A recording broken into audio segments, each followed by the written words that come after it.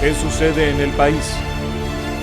Tendencias del acontecer nacional en Análisis Situacional.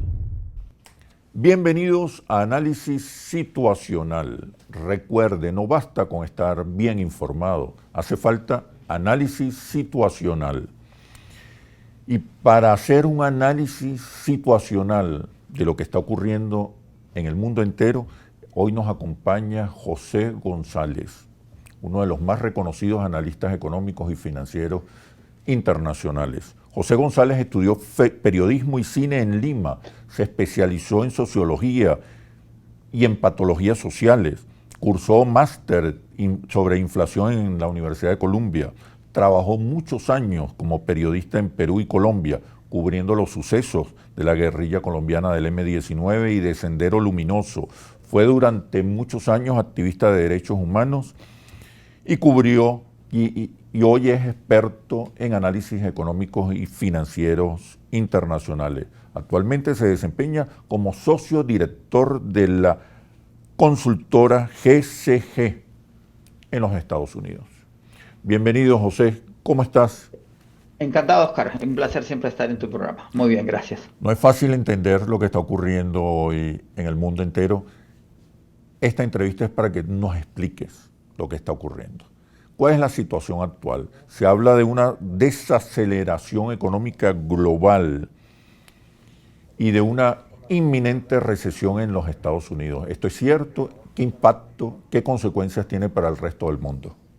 Estamos viviendo, Oscar, lo que son los efectos de la pospandemia. No hemos vivido una pandemia de dimensiones globales en la humanidad desde la influencia española del siglo pasado, que además fue posterior a la Primera Guerra Mundial, y hoy día vivimos una pandemia con lo que se llama una guerra caliente en Europa. Y los académicos empiezan a hablar de lo que se llama la permacrisis, una crisis permanente, y la policrisis, una crisis de crisis. Parecen términos novedosos para definir cosas que se habrán visto en el pasado, pero en la medida que la globalización se ha consolidado, no que no existiera, estas crisis se conjugan.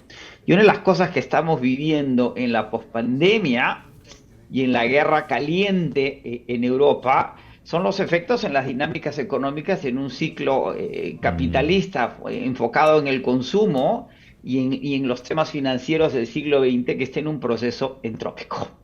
Y en esa entropía se están generando tensiones, lo que se llama una guerra fría entre China y los Estados Unidos, que afectan también esas dinámicas.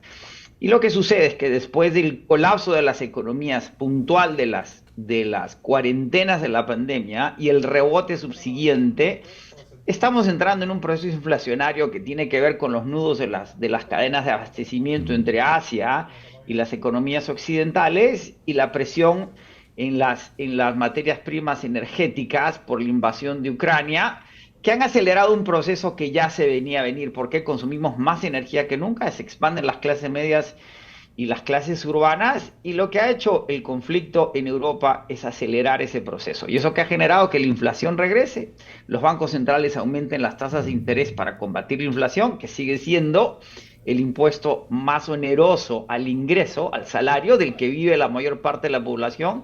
Y eso está generando que las economías occidentales fundamentalmente no crezcan a la dinámica que habían crecido en el pasado. Los Estados Unidos, que crecía 3,5% promedio por año desde 1945 hasta la pandemia, este año, según el Banco Mundial, en sus proyecciones actualizadas, solo va a crecer el 0,5%.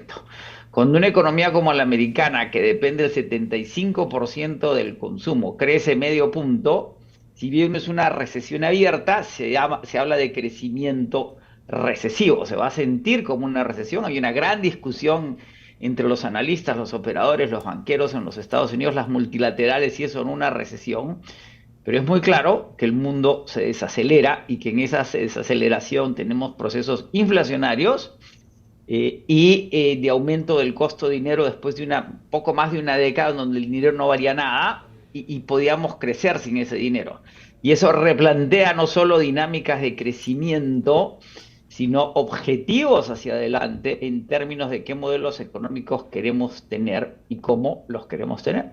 ¿Cuáles son esos modelos que se están discutiendo? ¿Hacia dónde va el capitalismo? el capitalismo norteamericano de la segunda mitad del siglo XX, hay que tener claro todas esas condiciones, que es el modelo que está en un proceso de entropía, ese que Thatcher y Reagan fortalecen a partir de las reformas de los 80 y que duró 40 años, ese capitalismo enfocado en lo privado, ¿sí? En el consumo y en lo financiero, en el uso de energías no renovables y de recursos, materias primas no renovables a su vez, está entrando en grandes contradicciones. No podemos seguir creciendo a los niveles que crecemos, generando el Mm. calentamiento global que generamos.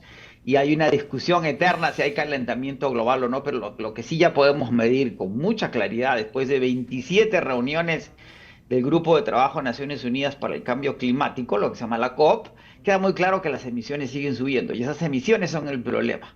¿Sí? Y en este nuevo planteamiento hacia adelante es como no podemos seguir creciendo de eternum sin que en el camino nos contaminemos y nos achicharremos. ¿Qué tipo de crecimiento queremos tener? Y al Mm. mismo tiempo, Oscar, la tecnología, fundamentalmente la de información, la web, la internet, la nube, la telefonía celular, ha incorporado a números masivos de gente al mundo virtual que hoy día demandan ser incluidos al mundo real. Esa inclusión social que genera procesos de ciudadanía similares a los que generó la imprenta, la radio, la televisión, generan todos estos conflictos sociales que estamos viviendo, que en algunos países son de izquierda, pero en otros son de derecha. No es casual que el asalto a las instituciones fundamentales del gobierno brasileño se parezca al asalto del Congreso norteamericano.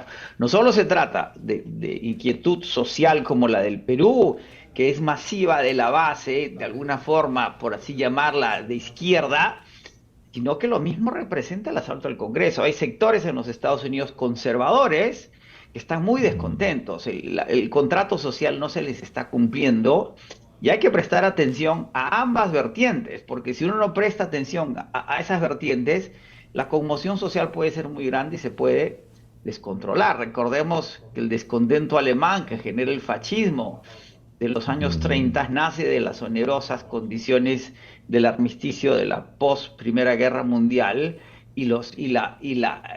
los intereses conservadores bávaros unidos a este descontento popular. O sea, es decir, hay que ser muy inteligente de cara a los fenómenos que estamos viviendo, tanto económica, social como políticamente. Bueno, estás viendo protestas masivas, fuertes en París, en Francia, como Eh, protestas aquí de de, maestros y jubilados en Caracas o en Correcto. Venezuela.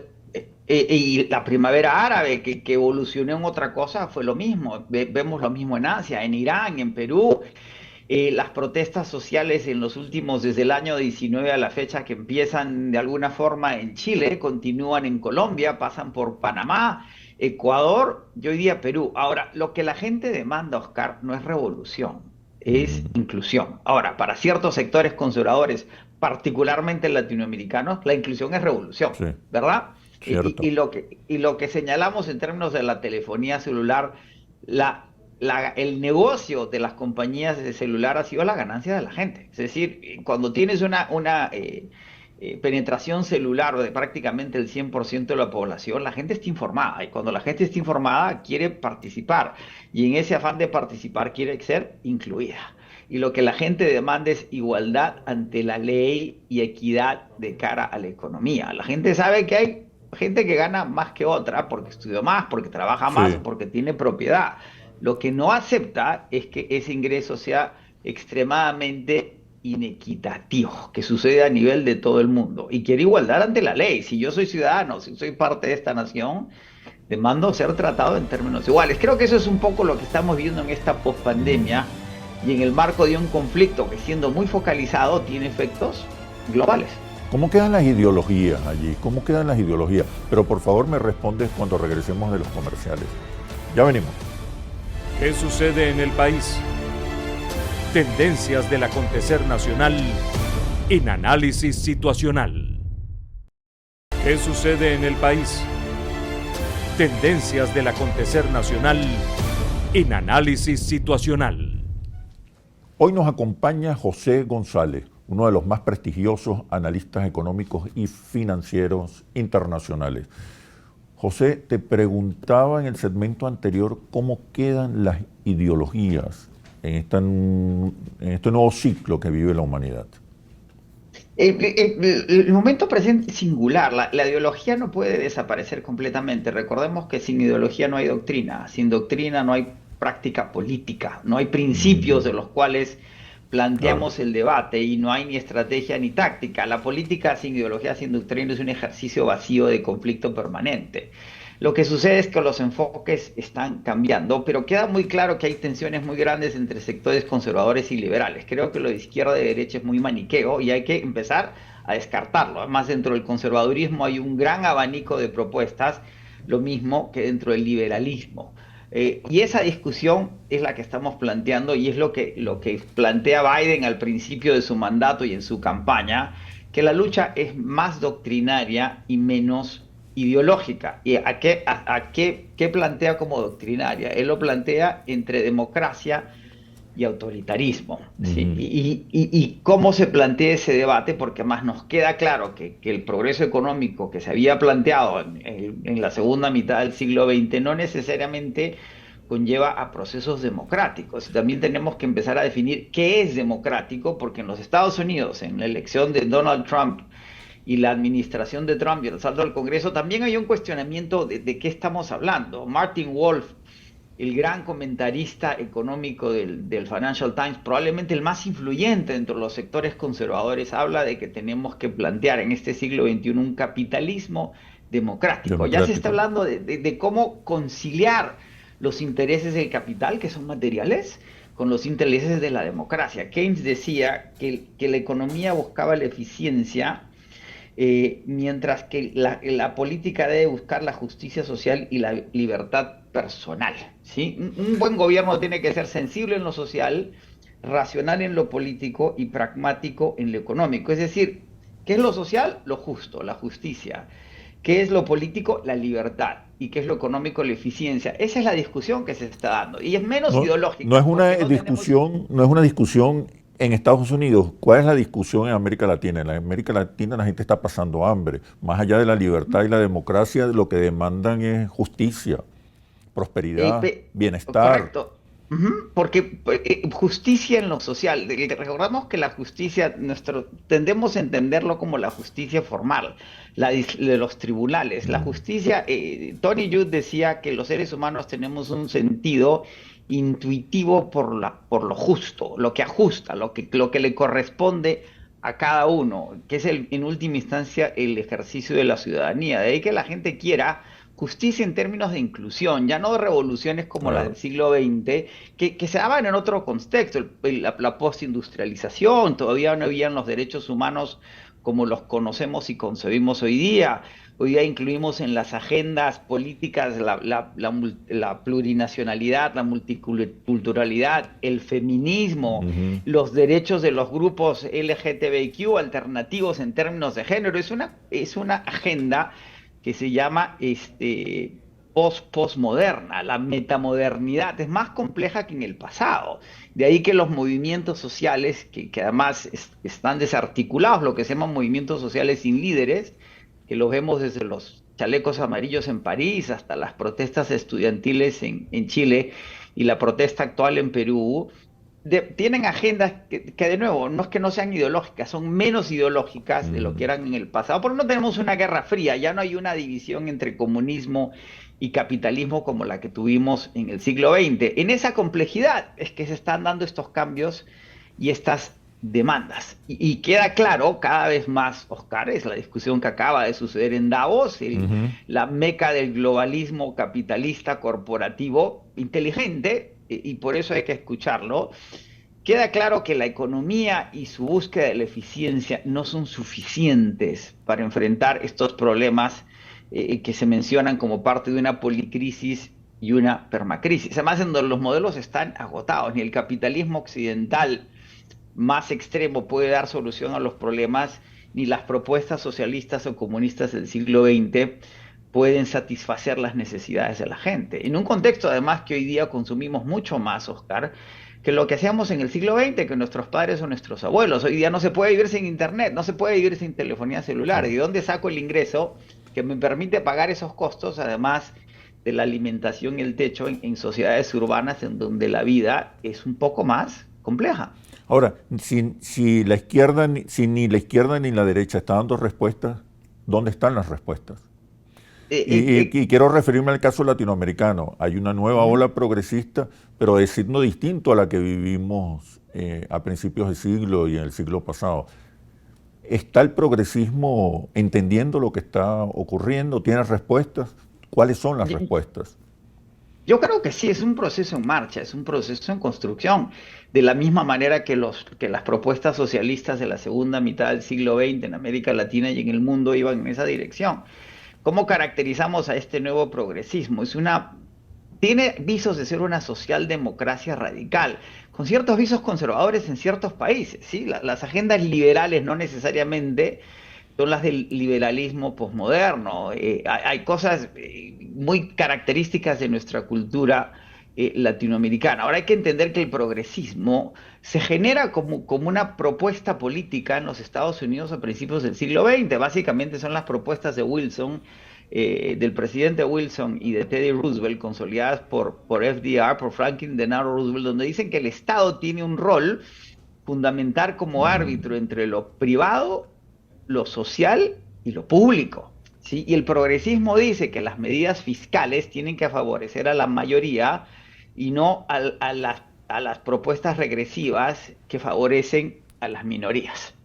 Ese es el progresismo que estamos buscando, planteando en América Latina, y no hay que asustarse del conflicto. El conflicto es el que genera la solución a los problemas, como en toda relación humana.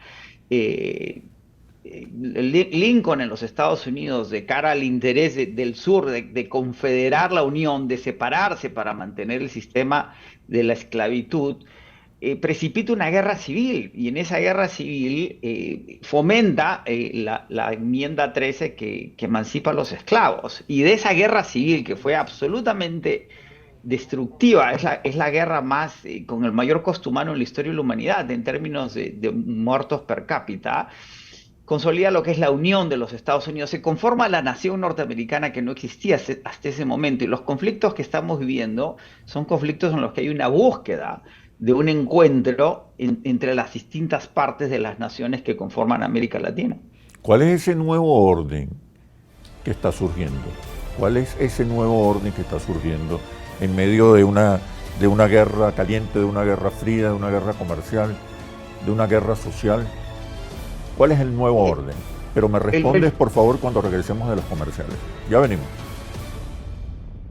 ¿Qué sucede en el país? Tendencias del acontecer nacional en análisis situacional. ¿Qué sucede en el país? Tendencias del acontecer nacional en análisis situacional. Nos acompaña José González, uno de los más reconocidos analistas económicos y financieros internacionales. Te preguntaba, José, ¿hacia dónde va? En medio de una guerra fría entre China y Estados Unidos, de una guerra caliente en Europa y Asia, de protestas en Europa, protestas en América Latina, el ascenso del progresismo, pareciera que está surgiendo un nuevo orden global, nuevos bloques de poder. ¿Es esto cierto? ¿Qué características tiene este nuevo orden global? ¿Qué podemos esperar?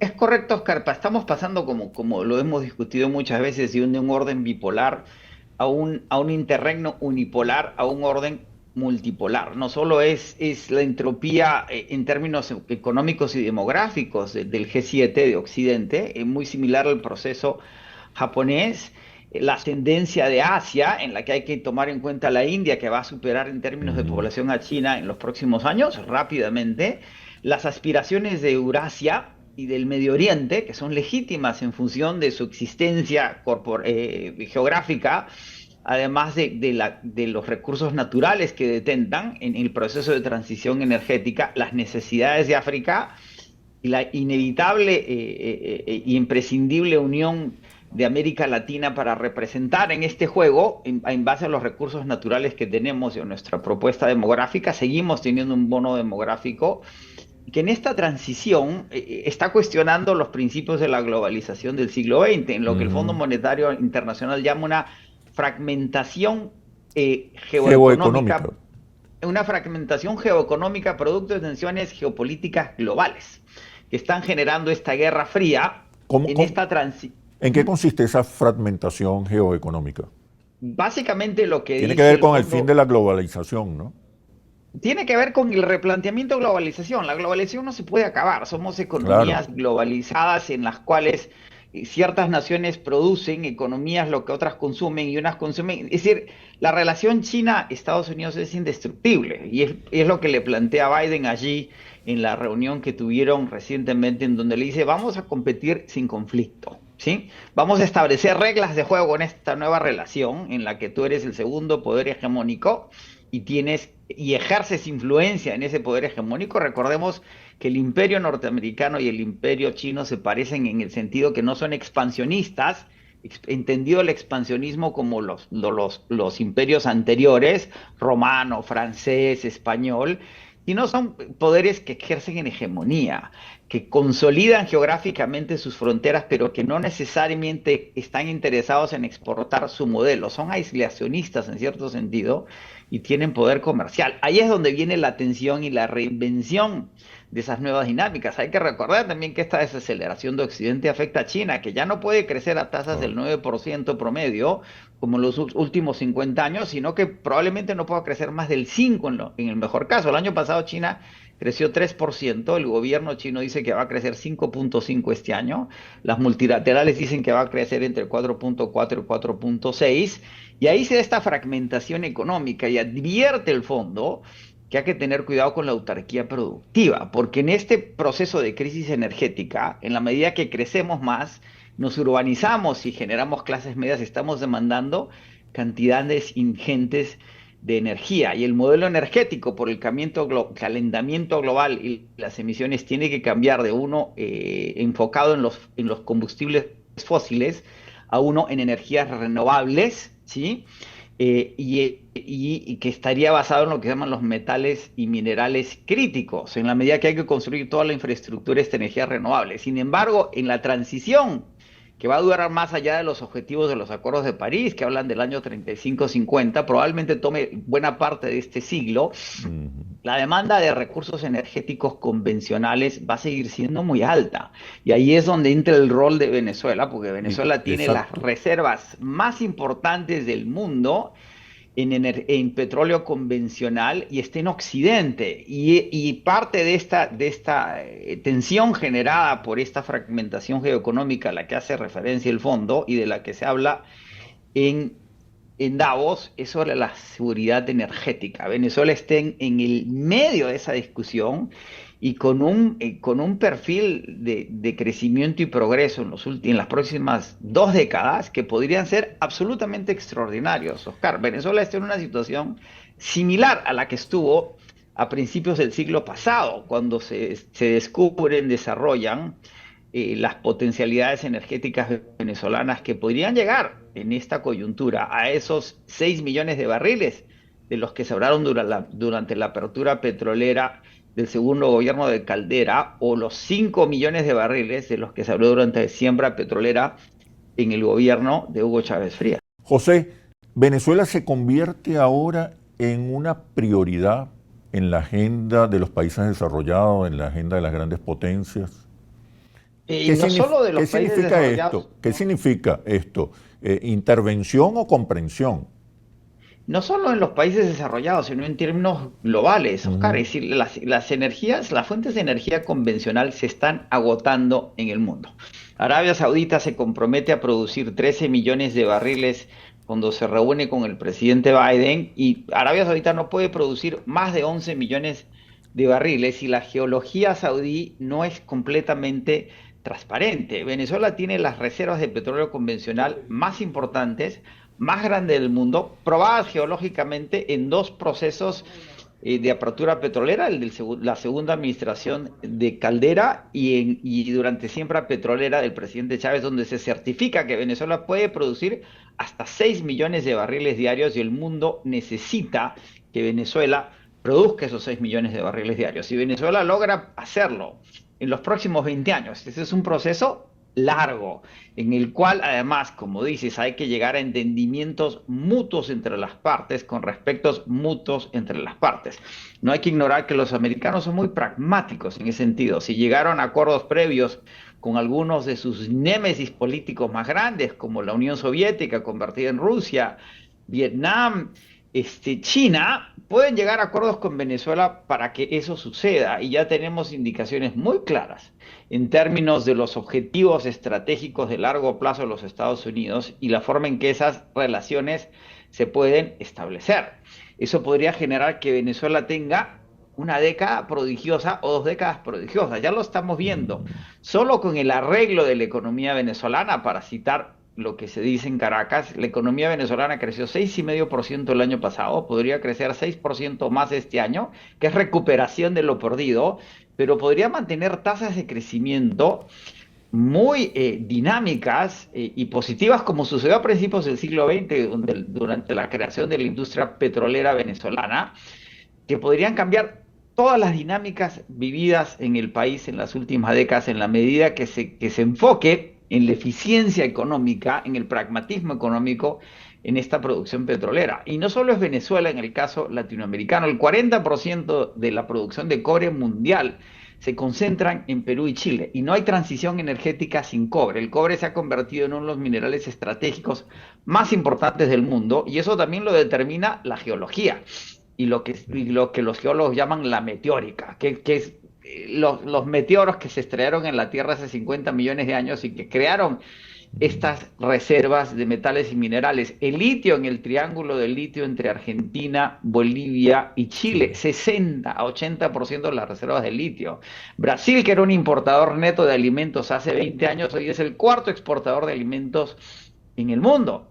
Es decir, los recursos latinoamericanos en términos de petróleo y gas, metales y minerales y productos agroindustriales son vitales para los Estados Unidos y para Occidente, y eso nos lleva a lo que está haciendo la CELAC en Buenos Aires en estos días, que es plantear una estrategia multilateral de unidad, de conjunto, de consolidar nuestras relaciones y plantearnos ante el mundo como hizo la Unión Europea en el siglo XX. Si no logramos esa unidad y lo que el fondo llama la acción colectiva para lidiar con la policrisis y la crisis energética, no vamos a tener la relevancia que demandamos, merecemos y que la gente quiere. Esa inclusión efectiva, eficiente, productiva, sensible y racional depende que las agendas políticas finalmente lleguen a consensos y los acordemos. Recordamos que estas nuevas socialdemocracias radicales y liberales son más multinacionales que el conservadurismo que tiende, como el Brexit,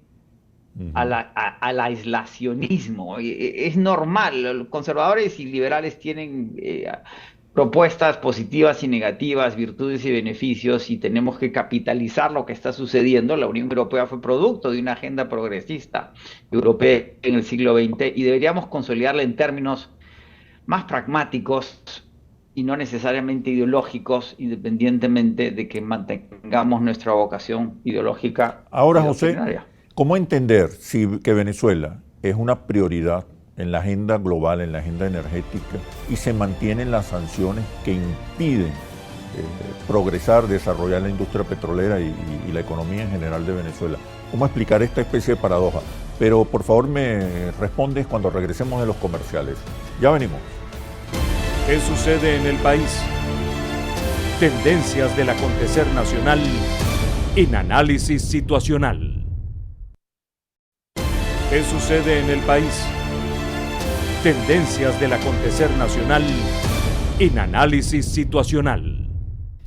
Hoy nos acompaña José González, uno de los más reconocidos, de los más importantes analistas económicos y financieros internacionales. Te preguntaba, José, ¿cómo explicar esta especie de paradoja?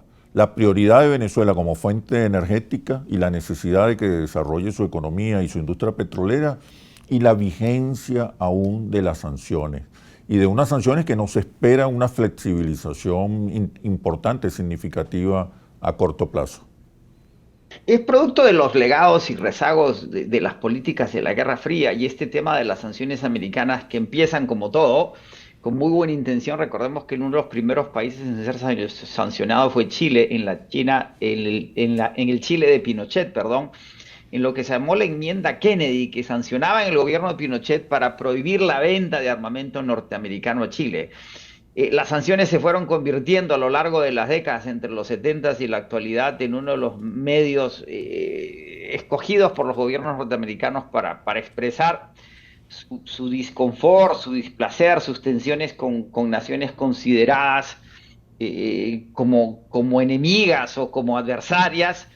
Y el legado de esas sanciones es difícil de desenvolver por las propias dinámicas internas de los Estados Unidos. Eso es un problema complejo. Y las soluciones simples a problemas complejos tienden a complicarlos y no a solucionarlos. De ahí que si bien hay una intención política de resolver y solucionar esas tensiones, hacerlo toma tiempo. La apertura que había tomado las dos administraciones de la administración Obama, donde Biden fue vicepresidente, fueron revertidas por la elección de Trump. La elección de Trump y la decisión de Trump de que retornaran al manejo de la política internacional norteamericana de los viejos halcones, como Bolton y Abrams, complicaron mucho la situación. Y en Estados Unidos siempre se dice que imponer sanciones es fácil, entre comillas, retirarlas es difícil. Sin embargo, procesos como el de Nixon en China, que permitió el ingreso de China al mundo internacional, partiendo por la Organización Mundial del Comercio, que genera esa China que estamos viendo hoy día, décadas después, podría ser el proceso que estamos viviendo en Venezuela.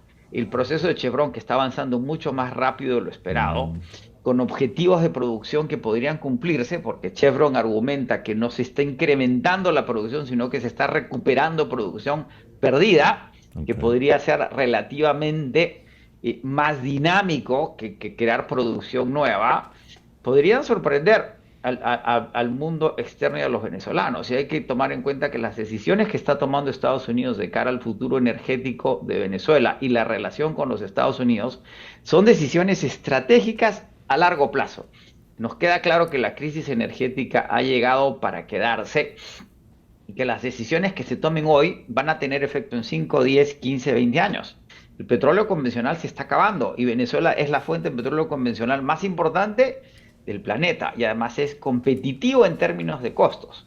Y esas decisiones van a irse desenvolviendo en el tiempo. Venezuela tiene problemas de corto plazo que hay que saber atender tanto domésticamente como internacionalmente, pero no hay que perder de vista que los objetivos estratégicos, esa recuperación de los 3 millones de barriles diarios, que fue el pico que se llegó con la administración del presidente Chávez, 3.1 millones de barriles, puede tomar hasta 5 años en ser recuperado. O sea, ahí saltar a los 6 millones va a tomar más tiempo, porque ahí sí es un incremento de producción con las limitaciones físicas que eso implica. Pero en petróleo y gas, en minería, lo que manda es la geología. Y los tiempos geológicos hablan de millones de años. El hecho que haya petróleo en Venezuela o cobre en Perú y Chile se definió hace 65 millones de años. Y la geología va a mandar en términos de las dinámicas de producción, crecimiento y entendimiento internacional entre el G7, en donde van a intervenir de alguna manera China y de alguna manera Rusia y los propios intereses de la región en el desenvolvimiento social, político y económico de Venezuela en las próximas décadas. Ahora, observando a Venezuela como fuente de energía, a América Latina como fuente de materias primas, también resulta un territorio apetecido por China, por la India y por otras potencias asiáticas. ¿Qué se espera?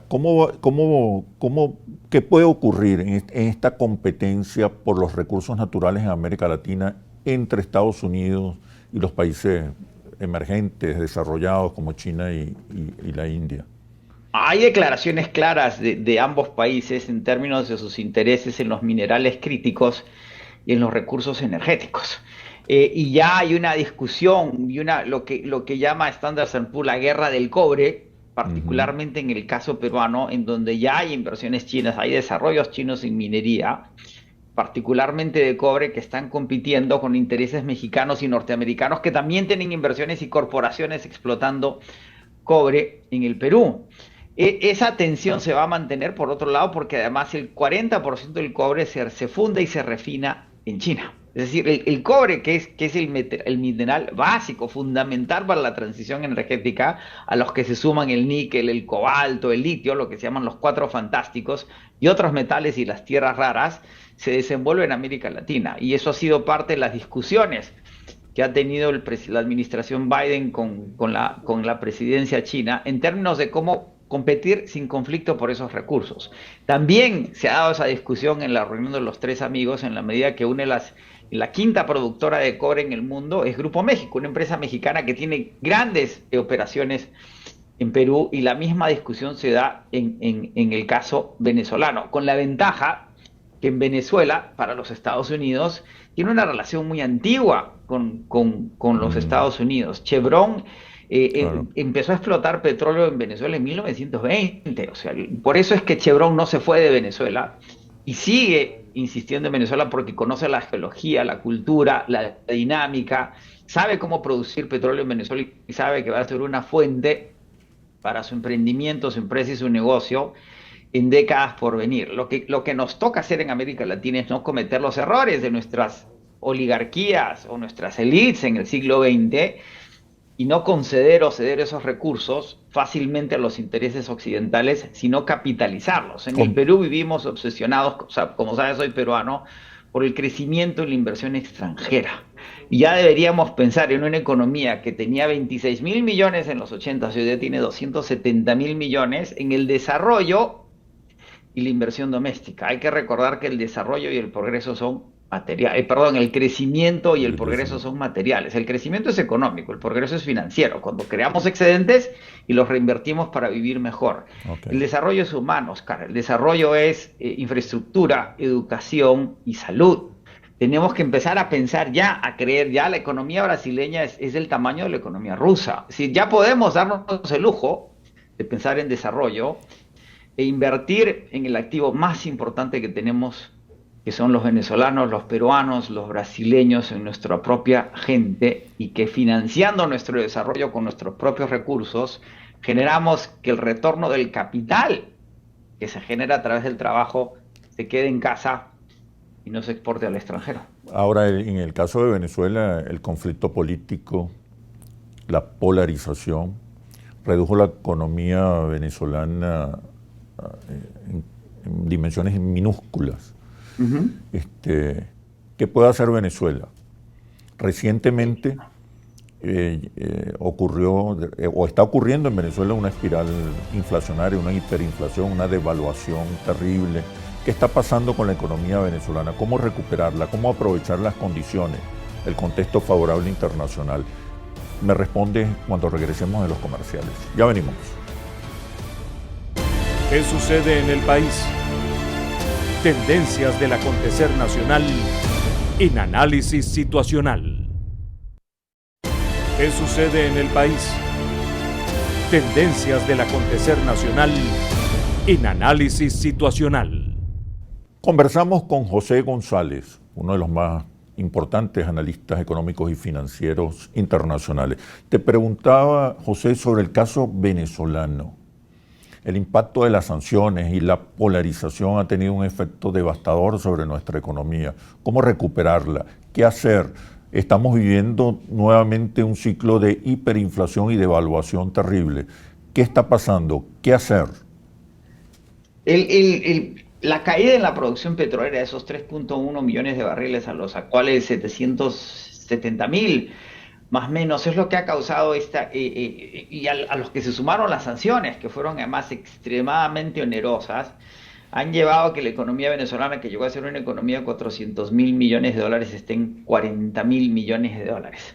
Y recordemos que en el pico de la producción, el petróleo ya había dejado de ser el motor fundamental de la economía venezolana. Su parte más representativa llegó a un nivel del 45-48% del Producto Interno Bruto, y se fomentó la diversificación industrial venezolana. El problema es que esa diversificación industrial estaba subsidiada por un tipo de cambio más o menos estable y más o menos sólido que generaba el ingreso petrolero. Cuando colapsa el sector petrolero, toda la economía entra en un proceso de colapso y se suma a eso, o es parte de eso, el conflicto social y político y las tensiones internacionales que hemos vivido en Venezuela más o menos en los últimos 10 años. Hay que recordar, sin embargo, Oscar, que el conflicto es lo que genera nación, el conflicto es lo que genera progreso. La Unión Europea es producto de 2 guerras mundiales, el Holocausto y la Guerra Fría, y la búsqueda de soluciones a tensiones que no podían continuar. La lucha de los derechos civiles en los Estados Unidos en los 60 consolidan la idea de nación y abren las puertas al progreso que hemos vivido en este país, que es más o menos reciente. Recordemos que la hegemonía norteamericana se inicia más o menos después de la Segunda Guerra Mundial en el año 42, y como mencionaba, la nación norteamericana se consolida después de una guerra civil sangrienta y fratricida. Creo que la lección a aprender en Venezuela es entender las razones por las cuales entramos en este conflicto, volverla a la racionalidad política. En política no pueden haber enemigos, tienen que haber adversarios. Es lo que le dice Uribe a Petro cuando sale elegido. Le dice: usted sabe que yo no estoy de acuerdo, prácticamente estoy parafraseando a Uribe, en nada con usted.